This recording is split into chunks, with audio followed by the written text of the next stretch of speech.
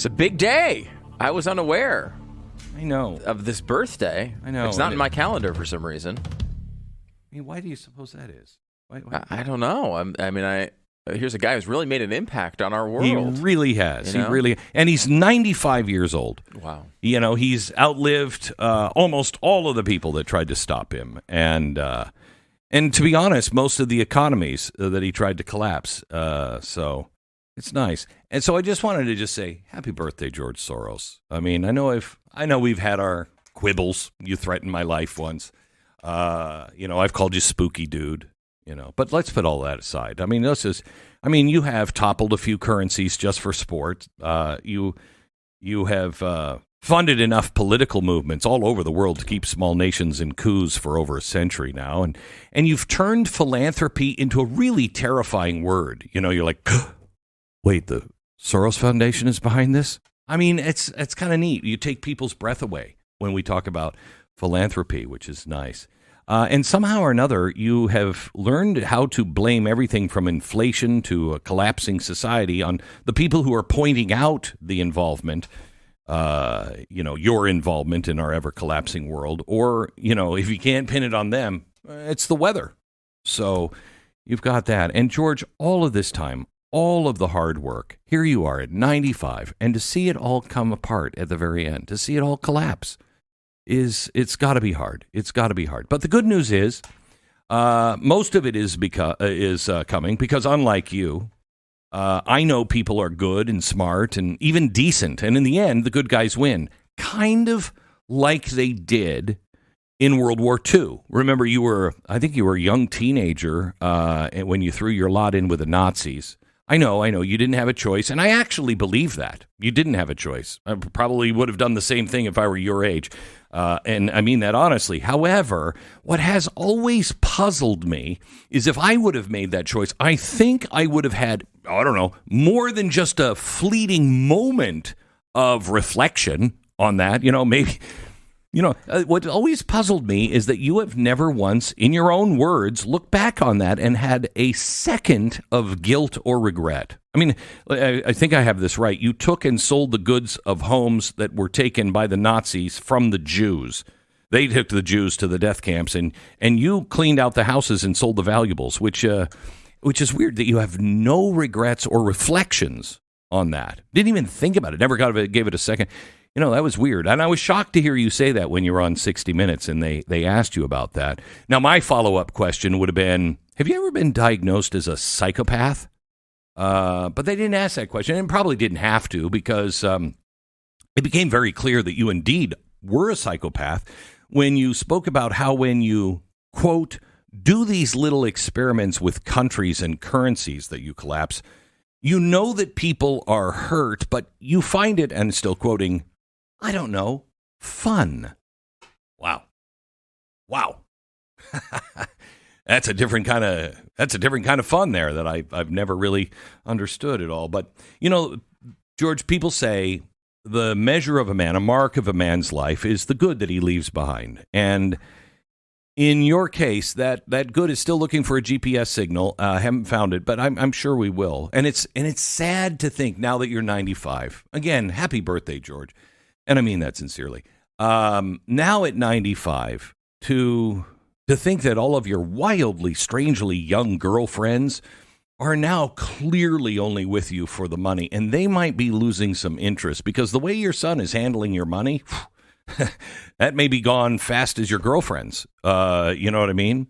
And I know it causes you pain to hear about this and to see your entire world collapsing now at the end. And, many people might see this and see your pain and say, well, yeah, but it's kind of fun to watch that pain in George Soros, but not me.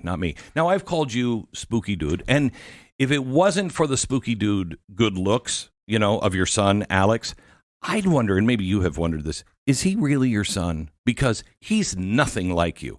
Sure, he's spooky and everything else, but what a dope this guy is. I mean, you were the guy known for, breaking the Bank of England. That's what they called you, the man who broke the Bank of England. Your son is breaking another bank, but it seems to be yours, which is weird. Because when it comes to investing and making money, wow, What a disappointment in a son, huh, George? Wow. What went wrong there? Anyway, several countries have banned you, or your organizations from even being in their country because you were so good at what you did, collapsing currencies and societies. But when your son took control of Soros fund management, the thing you spent your whole life building, it was an empire, a global empire. In December 2021, one of the first things he did was invest $2 billion to buy nearly 20 million shares of an electric vehicle company called Rivian. And he bought the shares somewhere between $70 and $100 per share. In fact, he was so confident in your money that it was the largest one-off investments your fund had ever made. And now I hate to point out, a year later, those shares were selling for $18. And it looks like you lost over $1 billion. In fact, with the moves that he's been making with your life's work.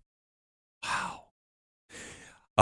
Hedge Follow, this is a website that tracks and ranks U.S. hedge fund performances. They currently give the Soros Fund Management, your company that you dedicated your life to, a performing rating of 1 out of 5 stars, which makes it one of the least successful in the country. Wow.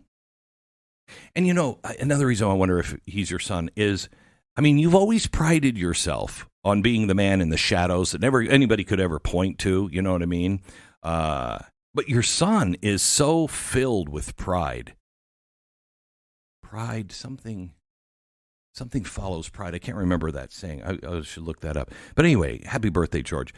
This guy, your son, he takes selfies with some of the, frankly, they're some of the biggest losers in the political sphere right now. But, the actual influence of your life's work seems to be diminishing rapidly. In fact, in July 2023, Open Society Foundation, you guys announced that you were laying off 40% of your staff worldwide. Wow. What happened there? Was that Rivian? Ooh, does that hurt when I say that? Was it Rivian? You halted all new grants, and you completely changed your operating model, mainly because I think you were kind of getting out of money. You know what I mean? And the crowning glory, the crowning achievement of your Open Society Network under Alex was the passage of the so-called Inflation Reduction Act. I don't think people know. You were really involved in that. In fact, one of the guys that worked for Open Society, you reopened a Open Society Foundation firm there in New York so you could lobby, and became one of the biggest just for that. And in fact, he was so involved, he was actually honored with the gift of being on the floor when that passed. Wow. Gosh. Now that that's all falling apart too. Now let me ask you, when you passed that, was that because of Rivian? I hate to keep bringing that up, but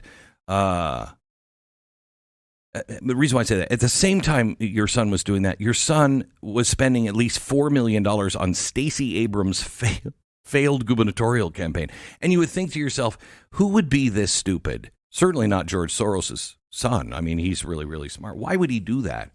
Well, now it could be because at the time Rivian was starting to build a gigafactory right there in her state. And he was asking the state for, some subsidies, which, gosh, then she didn't win and all that money was flushed down the toilet. But the good news is Biden, at the very last minute, gave Rivian $6.5 billion for a loan for the factory from the Department of Energy. Gosh, this isn't one of those things that Donald Trump cut, was it? Oh, man, that's got to hurt. But at least it did wonders for Rivian share. No, the stock is now worth less than $12 a share. That kind of. Anyway, at least you have the Soros DAs, the defund the police, no bail, go soft on crime. That seems to be working out really well. Not really. More than a dozen of your DAs that was your jewel. That was the one thing that you were like, I have all the DAs and we're going to collapse this country. Yeah. more than a dozen have been removed from office by recalls and scandals and just people just like, I can't do another one of these. You know what I mean? And the spike of urban crime ended up being one of the key factors in the defeat of the Democratic Party of 2024, which seems to go exactly against everything that you were trying to do. You know, the second election of Donald Trump, you know, crime, immigration, and the economy were the big topics, which had to bother you because those were your big topics too. And how it must have hurt, you know, when he won, and then what he did for energy and cutting electric car subsidies. Ooh, gosh, that one hurts again. Closing the borders, defunding all your little NGOs, now going after your sanctuary cities, and this week taking crime on in D.C., and even the liberals are saying, you know what, I don't really agree with Donald Trump, but I think he's right on this one.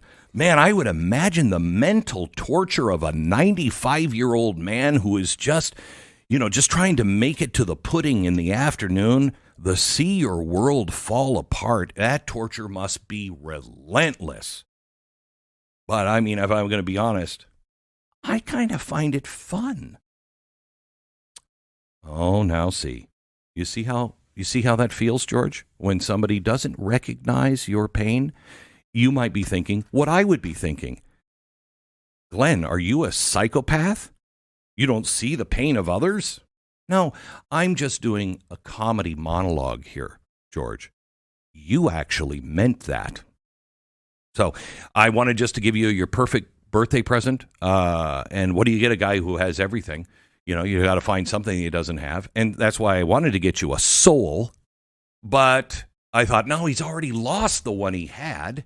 So I don't know if you really would appreciate it. But the good news is you have all of that worldly power and that wealth to keep you warm at night, which is good because you should get used to the warmth. Because where you're headed, I hear is very, very hot all the time. A little beyond warm. I hear it's terrifyingly hot there. But hey, this has been fun, hasn't it? I don't know. I just kind of find it fun to wish you a happy 95th birthday, George Soros. Okay, let's go to realestateagentsitrust.com. I think I've done my good deed for the day. Buying or selling a home is kind of like standing at a train station with two suitcases. Suitcase is packed with all the memories you're taking with you. The other one is empty, you know, to be filled with what comes next. And the train you're about to board, it's already rolling in. When that moment comes, you want someone by your side who knows this station inside and out, somebody who can help you get on board smoothly, settle you into your seat, and enjoy the next ride into the next chapter of your life. And that is exactly what you'll get with Real Estate Agents I Trust. They are the best agents in America, vetted for experience and integrity and a proven record of putting people first. When it's time to move on, they're the ones who make sure you and your suitcases arrive exactly where you were meant to be. I started Real Estate Agents I Trust years ago with my brother because I was so frustrated with agents that I had over the years that I wanted to save myself and you that trouble. I just bought a new home in Florida. We're moving to Florida, and I had a real estate agent. I went to realestateagentsitrust.com, and Lisa True is who we have in the area where I'm moving. And I got to tell you, she made it so easy.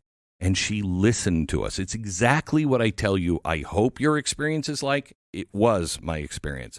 realestateagentsitrust.com. That's realestateagentsitrust.com. 10 seconds, station ID.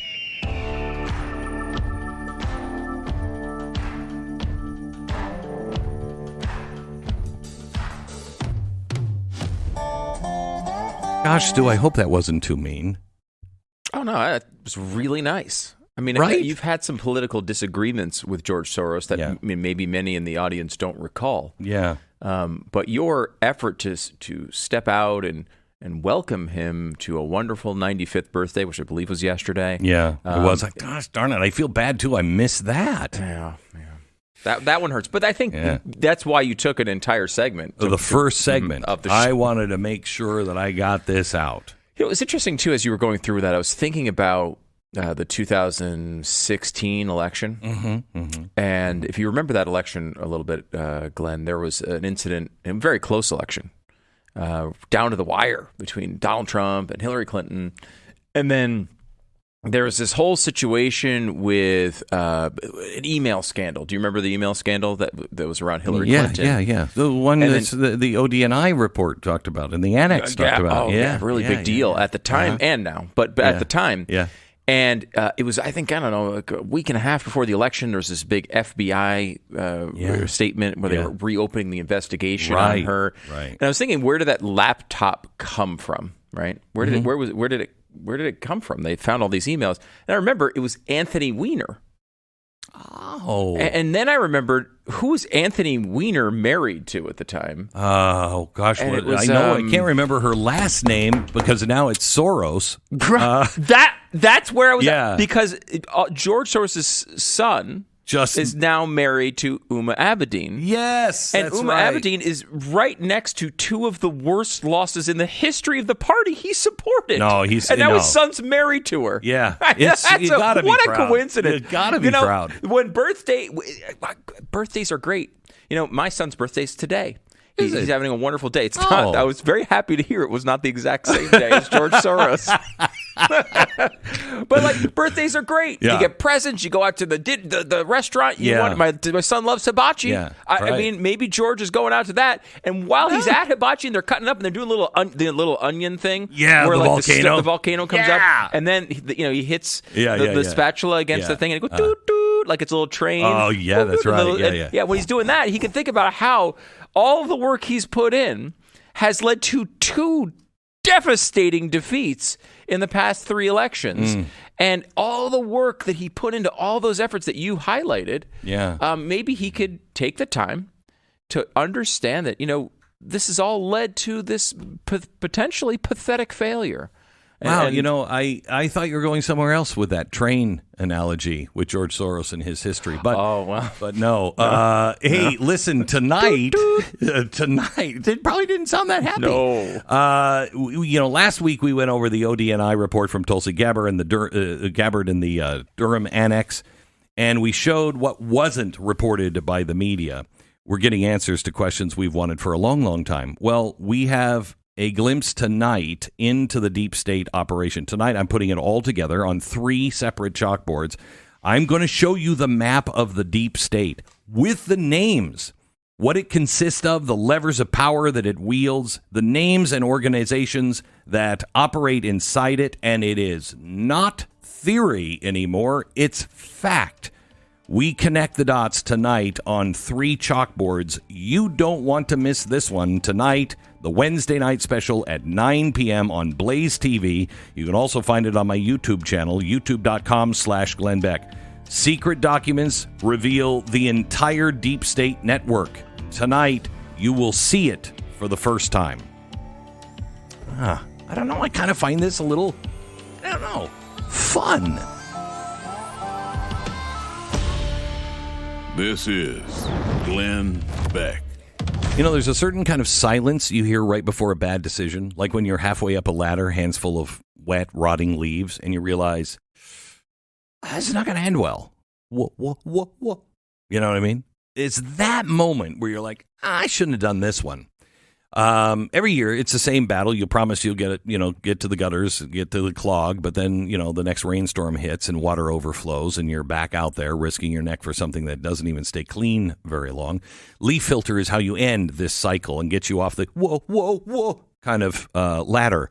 The proven system keeps debris out. It lets water flow freely. It means you're never going to have to touch your gutter again. No more ladders, no more gross, slimy clean-outs. Just peace of mind that your home is protected year-round. Because the only thing that is worse than cleaning the gutters is putting it off until you have damage on your roof or your siding or your foundation. So don't spend your summers worrying about the gutters. Schedule your free inspection and get up to 30% off your entire purchase at leaffilter.com/glennbeck. That's leaffilter.com/glennbeck. Get a free estimate, free inspection, and 30% off at leaffilter.com/glennbeck. See representative for warranty details. Sign up for the pre-email newsletter from glennbeck.com. Why more wonderful birthday wishes for people like George Soros and Greg Abbott.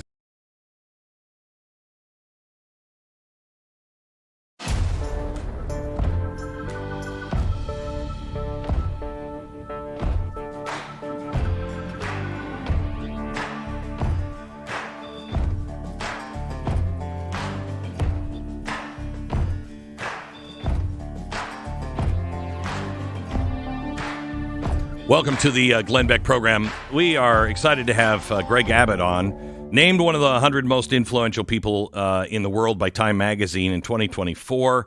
He's running the 8th largest economy in the world, Texas, made in Texas, never been a bigger brand.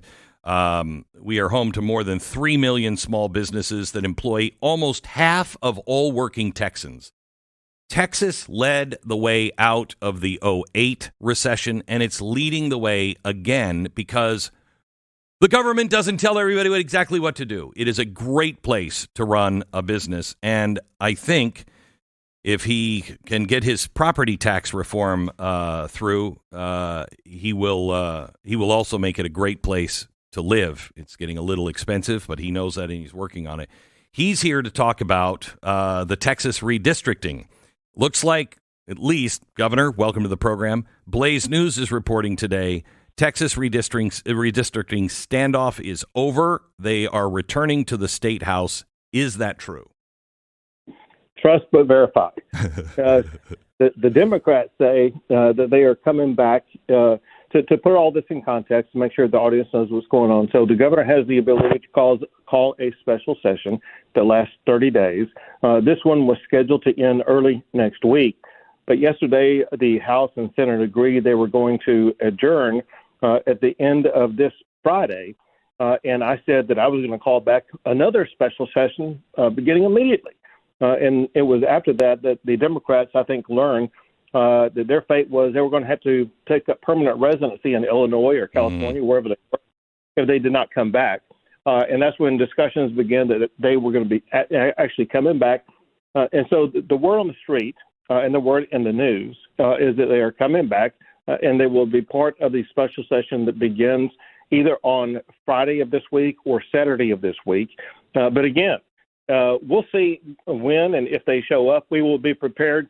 If they don't show up, we will be prepared if they do show up. So either way, I'm going to tell you this, and that is these congressional district maps, they're going to pass, and as well as the other items on the agenda, they are going to pass.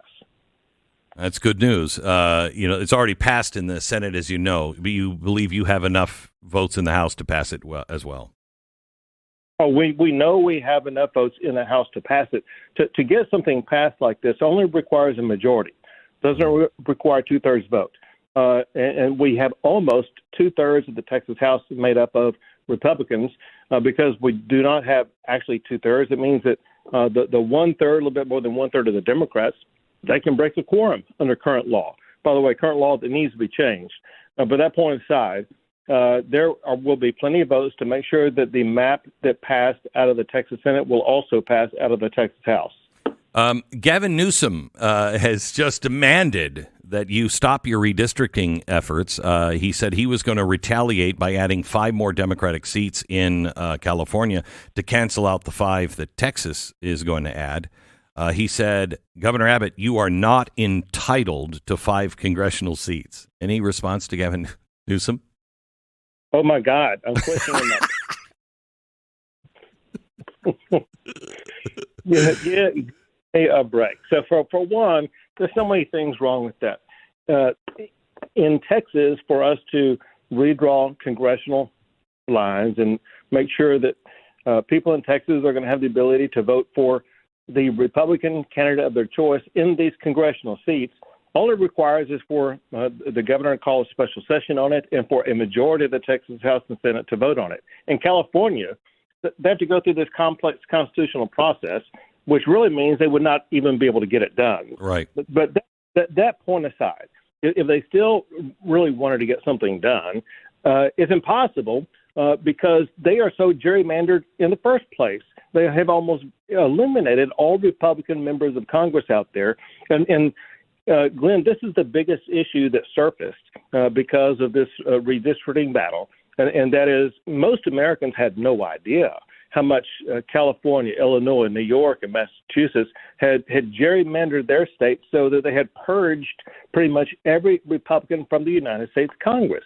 And so the California with Gavin Newsom, he's kind of like someone showing up to a gunfight but forgot to bring the bullets because he doesn't have any bullets to shoot in this fight, whereas Texas has plenty of bullets to shoot to make sure that we will maintain a congressional district in Texas that's going to be more Republican, more representative of the values and votes in our state, but also capable of stretching that. If we do have states like California or Illinois, whatever the case may be, if they go full scale and really rig the system the way that Gavin Newsom is talking about doing, if those rules apply, then Texas can gain more ground than California can. You said that Beto should be arrested over his fundraising for Democrats on the run. What law did he break? So first, let me tell you what he said, and I'll tell you what law that he broke. And I am quoting to you what I saw and actually posted on my X account of what Beto said in writing, and at least it was in quotations. Okay. And that is, he suggested that if these Texas Democrats were to skip the vote, not vote, break quorum, meaning not uphold their responsibility to stay in the legislative session, then he would give all of the House members who evaded Austin money to support them. So this is what you call a quid pro quo, if that's exactly what happened. So, Glenn, that would be bribery if that's what took place. And that is a second-degree felony in the state of Texas.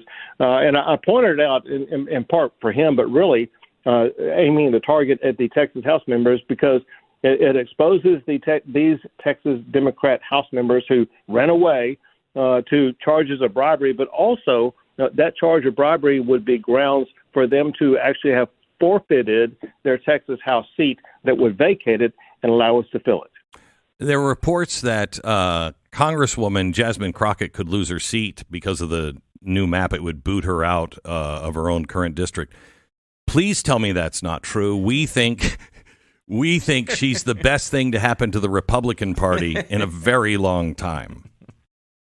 No doubt about it, but I think she may be even better for the media because she writes the story for you every single day. Oh, yes, she does. So listen, I haven't seen the lines exactly how they impact her district. What we have seen already, there's a seat down in the Austin area where a representative named Lloyd Doggett currently represents, and it's been consolidated with one by one of these progressive leftist, basically socialists, Greg Abbott. And it looks like they have been put together in one district. And news overnight said that Greg Abbott was going to be running against Lloyd Doggett. My point in telling you this, and that may be the very same thing that happens up in the Dallas area with a couple of seats. I think there will be maybe 2 seats in the Dallas area that are impacted by this. And it could likely be a free-for-all among the various different candidates, and she may very well be one of them. Can I ask you, how is the property tax reform going? I think property tax is one of the most immoral taxes we have. I want to leave my house to my kids. They'll never be able to afford, not only the death tax, but they wouldn't be able to afford the property tax. It makes people a renter from the government every year. What are we doing on property tax reform? Because it's getting devastating here in Texas. All right. Let me answer. So you brought up some other taxes. Let me, pare down exactly the property tax by telling you this, and that is to ensure other taxes would never be imposed in the state of Texas. We made unconstitutional the income tax, the death tax, the capital gains tax, and the transactions tax. And there's another one I'm forgetting right now. Bottom line is we made unconstitutional all these other taxes. Now what we're trying to do is to trim down the property tax. Let me tell you what the challenge is.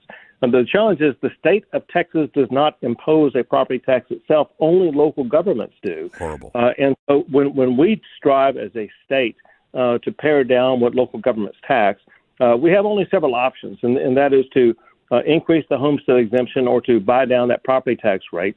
One thing I know you heard me talk about before, and that is to eliminate the largest part of the property tax is the school property tax. Mm-hmm. And one of my goals was to eliminate the school property tax, which would go a long way to eliminating the property tax. That said, let me tell you where we are, where we're going. So where we are after we finish the regular session, through the combination of the increase in the homestead exemption as well as buying down or reducing those school property tax rates, at least at the senior level. If you're a senior, the average senior, through the combination of all this, will pay $0, none, for their school property tax. Others will still have to pay a level of school property tax. That said, Glenn, there's a couple of more things we need to do. One, and we're going to get some of this done in this special session. Looks like it'll be the second special session. But one is to make further cuts in the property taxes. But second, we've got to understand this. Remember, I told you to begin with that it's the local governments that impose the property tax. So what I want to see done is I want to put the same restrictions on local government that exist on state government, and that is spending limits. Their spending is out of control. Thank you. Completely reckless and unnecessary. Yes. And so we got to tie the hands of these local governments from increasing your property taxes, even having a chance to increase it. And so the state has 4 constitutional spending limits. Now, local governments have 0 spending limits. They must, at a minimum, be constrained to spending no more than population growth plus inflation. If they do that, you will see a dramatic reduction at your local level. And one thing I know that you face with, and others do, you open up your property tax bill, and it's like not 1 or 2 items, not like the school district and one other item. It seems like there's 14 different items on there. Yeah. Something like that, where they're taxing you here, there, and everywhere. That has to stop. Well, I have to tell you, while we're here on school, Stu and I were just talking first day of school, at least for his kids here in Texas, and the changes that are coming in the schools. Can you just list some of these? No cell phones in any school in Texas now, beginning this year. Big one. That's great. Yeah, that's a great one. Thank you for that. Bans on DEI type teachings and curriculum. 10 Commandments in the classrooms. Thank you. Prayer in school is allowed. And then, of course, next year is school choice, which is massive. Great stuff. Great stuff, Governor. Thank you. You got it. A lot of changes for that. Some other curriculum reform that really focuses on reading and math to ensure that our students are getting the best education possible. So we had a transformative session for changing education, put it on a very strong pathway. I'm the first governor in the history of Texas to talk about our true vision. And our true vision is to ensure that we put our state on the pathway where we rank number 1 in educating our kids. Yeah, good. Thank you so much, Governor. I appreciate it. Governor Greg Abbott from the great state of Texas. We are number 1, the number 1 state for job creation for black business owners.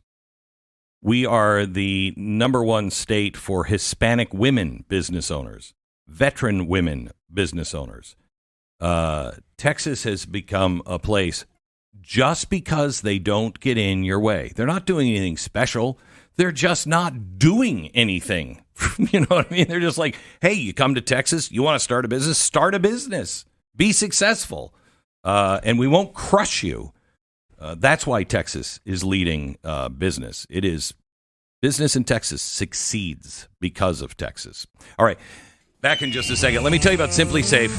I'm just going to say it. Most burglars are lazy. They're lazy. They're not casing your house like a Hollywood heist movie. You know, they're looking for the easiest place to walk into without getting caught. And if your security system looks like it was installed during the Carter administration, congratulations, you are their dream destination. Simply Safe is the opposite of easy, for burglars anyway. It is the kind of security that makes a burglar stop and go, you know what, maybe I'll go home and reevaluate my life. You get 24/7 professional monitoring and protection against break-ins, fires, floods, and it's easy to install. You can have it up and running in minutes. You can customize it to fit your home perfectly. There are no contracts, no surprise fees. Basically, it is just the perfect home security system, and I think you're going to really love it. Burglars like easy targets, and Simply Safe makes sure that you're not one of them. It even gives those guys a nudge. They need to go back to community college or something like that. Try a different profession. SimplySafe.com/Beck. Claim 50% off a new system with professional monitoring plan, and you'll also get your first month free. It's SimplySafe.com/Beck. No safe like Simply Safe. You know, the left's got a roadmap. Straight off a cliff. Let's take the right trail. Glenn Beck returns shortly.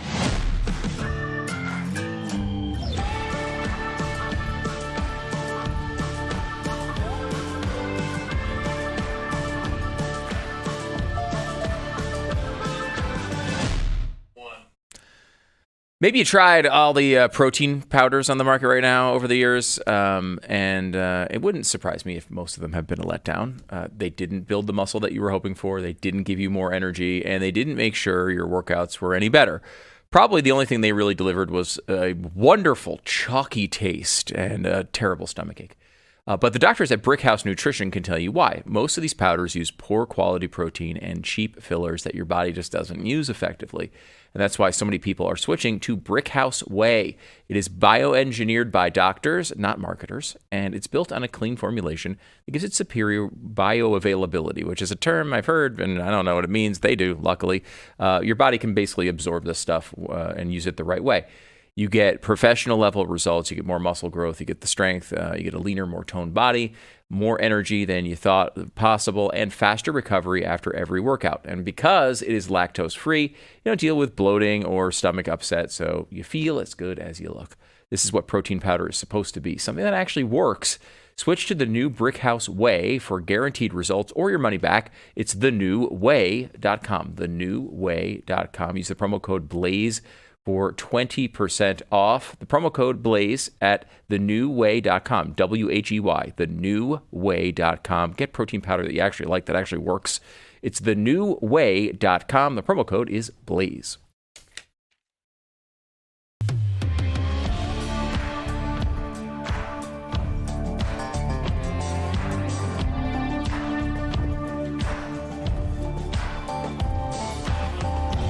So you know that Democratic Congresswoman that was like, I look at, what was it, Venezuela or where is she? Guam, more of my country than America.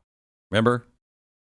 You remember that, don't you? Yeah. It was like last week. Yeah. Or how it wasn't something we would have changed. Guam. It wasn't Guam. It was Guatemala. Guatemala. That's Yes. what it was. Yeah, I think thank of you. Guatemala. Well, here she is again this week. A new super classic. Cut one. Well, Tom Homan, let me tell you, all over the country, we will continue to stand up for our rights, and we will continue to call out the terrorist organization that is ICE.